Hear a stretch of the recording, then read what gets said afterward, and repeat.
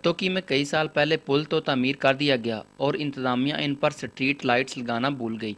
पुल के ऊपर लाखों रुपए मालियत के पोल भी नस्ब हैं जो इस वक्त हसरतो याद की तस्वीर बने हुए हैं।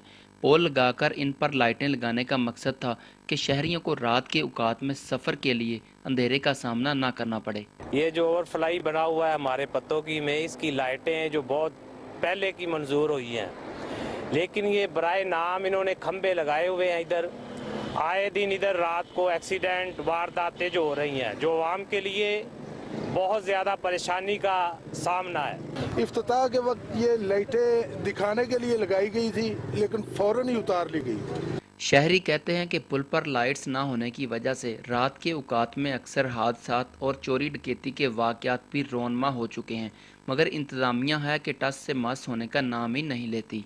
एक तो ये हैवी रोड है, इसमें काफ़ी हैवी ट्रैफिक आती है, गन्ने वाले ट्राले भी गुजरते हैं और स्ट्रीट लाइटें इसकी एक भी नहीं लगी हुई, जिसकी वजह से काफ़ी प्रॉब्लम है और काफ़ी एक्सीडेंट